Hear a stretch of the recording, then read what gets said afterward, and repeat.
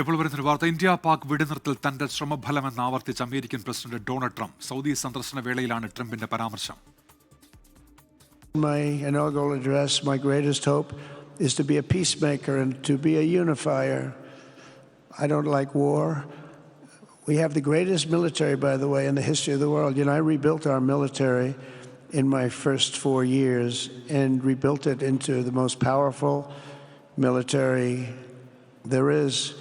And you saw that when I knocked out ISIS in 3 weeks. People said it would take 4 years, 5 years. I did it. We did it in 3 weeks. Just days ago, my administration successfully brokered a historic ceasefire to stop the escalating violence between India and Pakistan. And I used trade to a large extent to do it. I said, fellas, come on, let's make a deal. Let's do some trading. Let's not trade nuclear missiles. Let's trade the things that you make so beautifully. Jaleel Kannamangalam ഇപ്പോൾ ജിദ്ദയിൽ നിന്ന് വിവരങ്ങളുമായി ചേരുന്നുണ്ട്. ജലീൽ, ഈ American വാദം ഇന്നുകൂടി India തള്ളിയതാണ്. ഇത്തരത്തിലൊരു മധ്യസ്ഥ ഇടപെടൽ ആരുടെയും ഉണ്ടായിട്ടില്ല എന്ന് ഇന്ത്യ വ്യക്തമാക്കിയതാണ്. പക്ഷേ ഡൊണാൾഡ് ട്രംപ് അദ്ദേഹത്തിന്റെ വാദത്തിൽ ഉറച്ചു നിൽക്കുകയാണല്ലോ Jaleel. Unmesh, American president Donald ട്രംപിന്റെ റിയാദ് സൗദി സന്ദർശനം തുടരുകയാണ്. സൗദി കിരീടാവകാശി മുഹമ്മദ് ബിൻ സൽമാൻ രാജകുമാരനുമായി കൂടിക്കാഴ്ച നടത്തി നിരവധി കരാറുകളിലെല്ലാം ഒപ്പിട്ട് അതിനുശേഷമാണ് സൗദി അമേരിക്ക നിക്ഷേപ ഫോറം റിയാദിൽ നടന്നത്. ഇതിന്റെ സമാപന പ്രസംഗത്തിലാണ് ട്രംപ് വീണ്ടും ഇക്കാര്യം ആവർത്തിച്ചത്. സൗദി പാക് വെടിനിർത്തൽ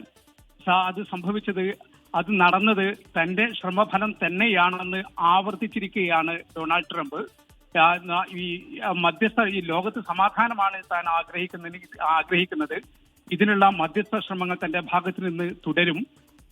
ഈ വെടിനിർത്തലെല്ലാം നിർത്തി വ്യാപാര ബന്ധം ത്തിൽ ഏർപ്പെടുക എന്നതാണ് നാം ചെയ്യേണ്ടത് എന്നൊക്കെയാണ് ട്രംപ് ഇന്ന് റിയാദിൽ സൗദിയിൽ ആവർത്തിച്ചത്.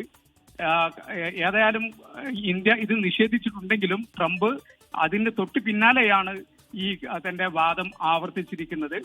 വലിയൊരു ബിസിനസ് സംഘം ട്രംപിനോടൊപ്പം സൗദിയിലെത്തിയിട്ടുണ്ട്. ലോകത്തിന്റെ ബിസിനസ് ഹബ്ബായി റിയാദ് മാറും എന്ന് തന്റെ പ്രസംഗത്തിൽ ട്രംപ് പറഞ്ഞു. അതോടൊപ്പം തന്നെ മുഹമ്മദ് ബിൻ സൽമാൻ രാജകുമാരനെ വലിയ തോതിൽ പ്രശംസിക്കുകയും അദ്ദേഹം ചെയ്തു. ശരി, ജലീൽ കണ്ണമംഗലമാണ് ജിദ്ദയിൽ നിന്ന് വിവരങ്ങൾ നൽകിയത്.